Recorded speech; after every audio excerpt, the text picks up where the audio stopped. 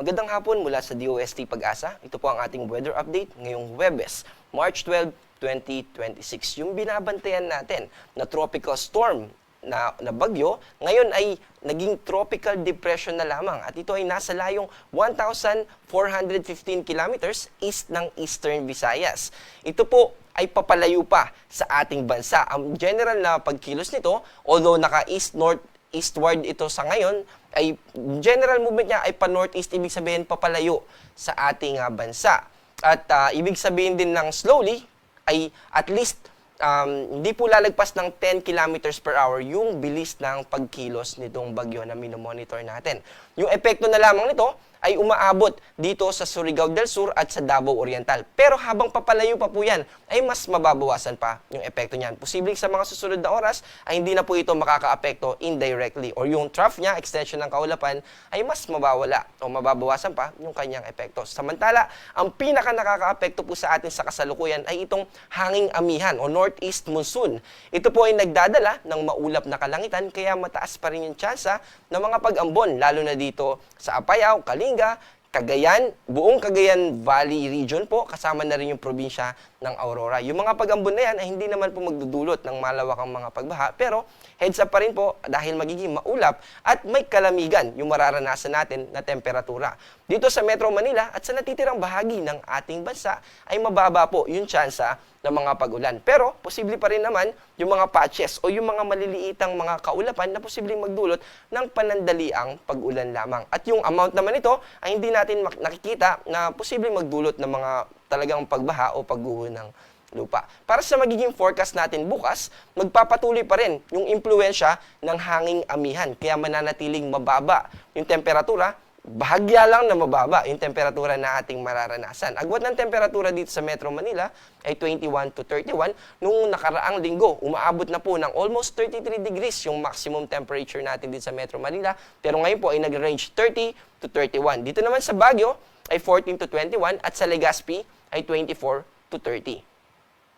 Dito naman sa Palawan, ganun din dito sa Visayas, amihan pa rin po yung makaka-impluensya at makaka-apekto sa atin. Ibig po sabihin nito ay mga light rains lamang. Mababa po yung tsansa ng mga pag-ulan at posibleng umabot din ito dito sa northern part ng Mindanao. Ibig sabihin, talagang dominante po yung impluensya ng amihan sa kasalukuyan at sa susunod na 2 hanggang 3 araw. Ang cloudy na lamang po natin ay kung sakali man na umabot pa rin yung kaulapan ay dito sa eastern section ng Mindanao. Particular na yung Davao del Sur,